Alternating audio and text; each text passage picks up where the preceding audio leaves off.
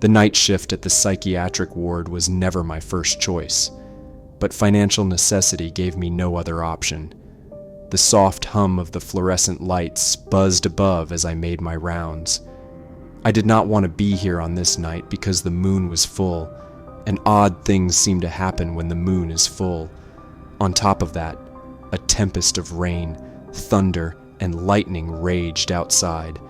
The storm howled like a tormented spirit, rattled the windows trying to break in, and cried torrents of rain against the panes.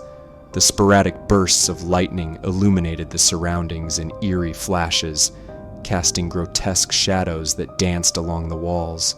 I couldn't help but feel a shiver of unease as I turned down a dimly lit hallway. The storm outside mirrored the turmoil echoing from the rooms, living the hall, and I found myself yearning for any excuse to avoid being here during such a tumultuous night. My duties primarily revolved around checking on and tending to the patients who were confined to their beds, their wrists bound by restraints to prevent them from wandering the halls. It was a necessary measure, but it weighed heavily on my conscience.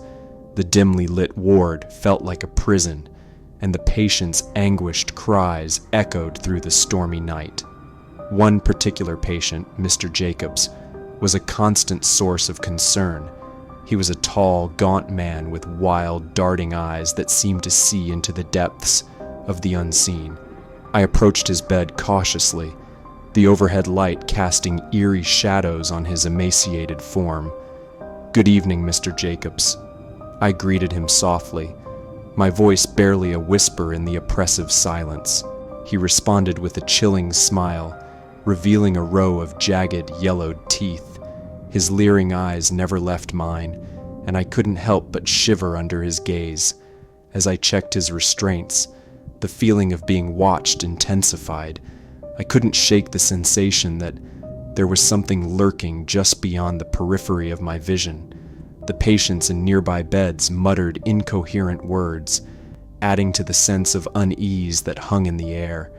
Hours passed in agonizing slowness, the clocks ticking serving as a relentless reminder of the never-ending night.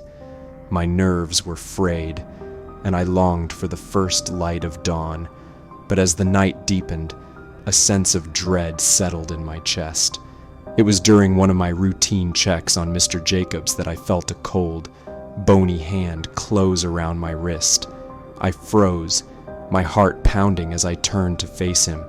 His grip was surprisingly strong, and his smile had grown wider, more malevolent.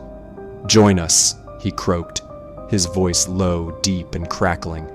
Before I could react, his other hand shot out, grasping my throat with a vice-like grip.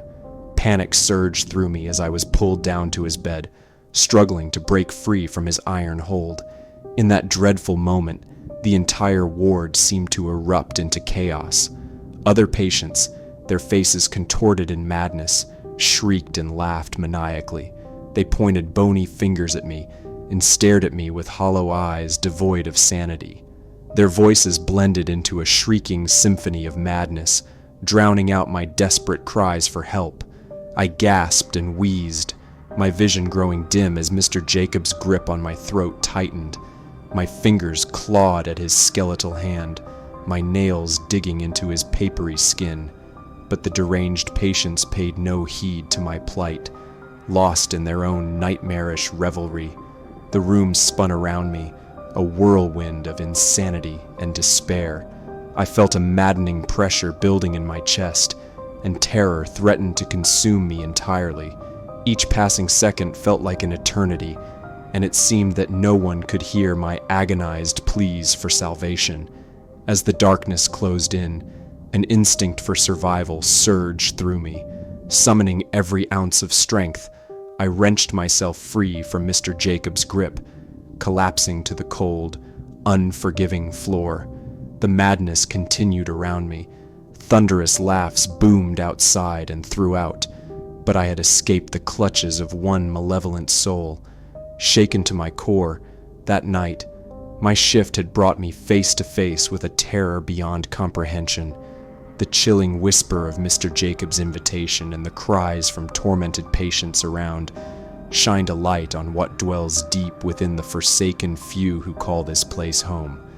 Hollowed by their years of mistreatment, the storm released more than rain and lightning on this night, a reminder of the dark acts that lurked within the walls.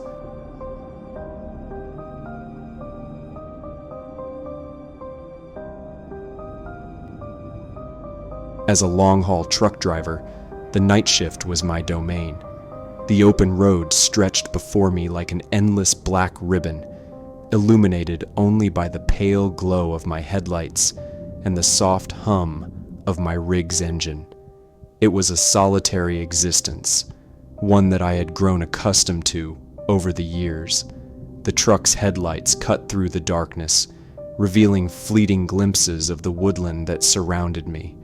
I had always found a strange beauty in the quietude of the night, the roads clear while the world slept and I journeyed on.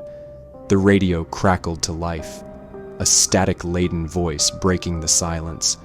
It was dispatch, assigning me a new route that would take me through a remote stretch of roads. An uneasy feeling had settled in the pit of my stomach. Dispatch had never changed my route before on this lane, but duty called, and I steered my truck onto the desolate road. As I ventured deeper into the night, a stillness hung in the air. The usual chatter over the radio had ceased, and I couldn't shake the sense of unease that had settled over me. The road ahead seemed to stretch on forever, the occasional road sign the only indicator that I was still moving forward. Then, as if materializing out of thin air, a figure appeared on the side of the road. A hitchhiker, I thought, but something about their silhouette seemed off. I hesitated for a moment, my foot hovering over the brake pedal, but curiosity got the better of me. I pulled over, and the stranger approached the cab. Their features were obscured by the shadows, but I could see that their clothes were tattered. Without a word, they climbed into the passenger seat, and I continued on my journey. As we drove in silence, a sense of dread settled over me. The stranger's stench seemed to seep into every crevice of the cab. My eyes were drawn to them, but they remained a shrouded enigma, their hood pulled low to obscure their features as they stared at the floor. The minutes stretched on, each one laden with an oppressive weight.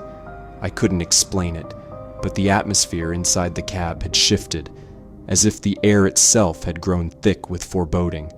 I cast another furtive glance in their direction, hoping for some sign or clue, but the hooded figure remained motionless. Suddenly, a voice crackled over the radio, and I jumped in my seat. It was dispatch, but their message was garbled, unintelligible. Panic surged through me as I realized that I had lost all contact with the outside world. It was just me and the enigmatic passenger now, hurtling through the night. I couldn't take it any longer. I needed to know who this stranger was and what they wanted. With trembling hands, I reached out and touched their shoulder, turning them to face me. It was then that I knew that I had made a grave mistake. This was no ordinary passenger. This was something else, something far more sinister, and I had unwittingly invited it into my cab. Their face was a grotesque mask of decay. Their eyes, hollow and devoid of emotion, met mine in the dim light, and a sickly grin stretched across their rotting lips. I recoiled in horror. Every nerve in my body screamed at me to pull over and rid myself of this ominous passenger, but it was too late. The stranger's hand shot out, cold and clammy, wrapping around my steering wheel with a strength that defied their sickly form. As the forest closed in around me, I realized that I had picked up more than just a hitchhiker on this forsaken road. I had unwittingly invited something malevolent into my cab, and now it was too late to escape its clutches. The night had claimed another victim, and I was its latest prey.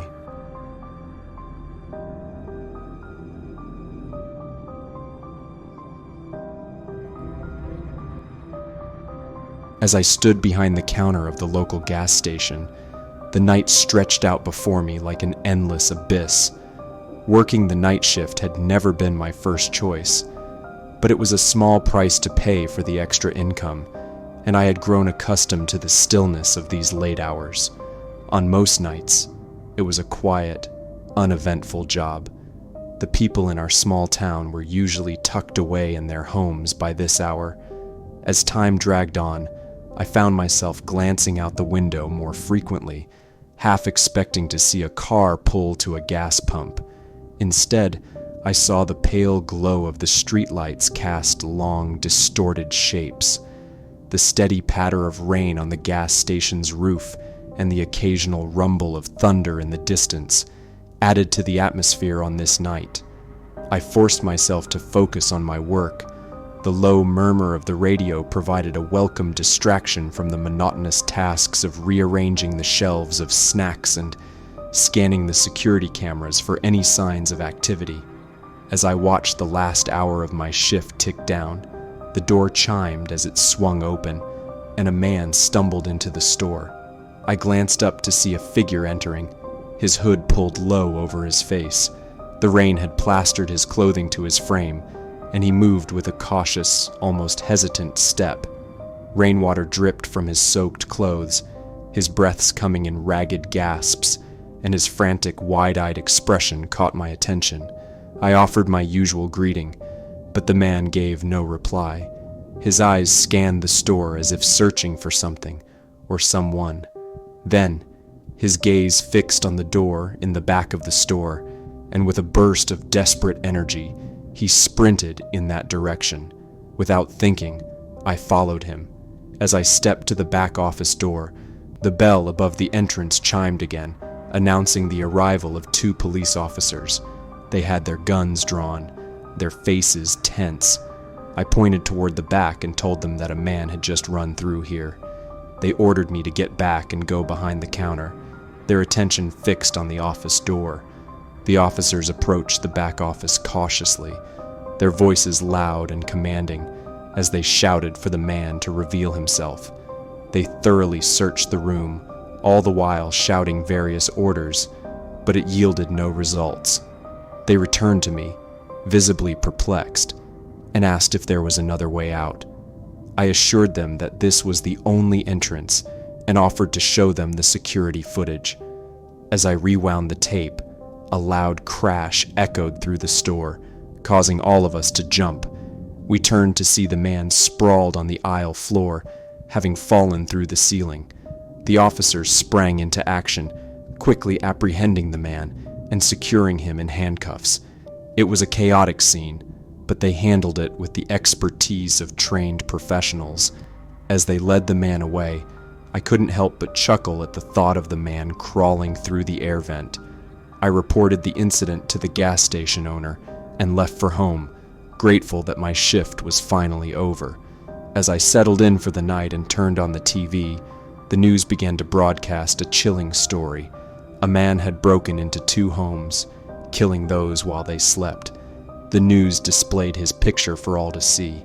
It was the same man who had just a few hours ago been crawling in the gas station ceiling. A cold shiver ran down my spine as I realized how narrowly I had avoided a much darker fate.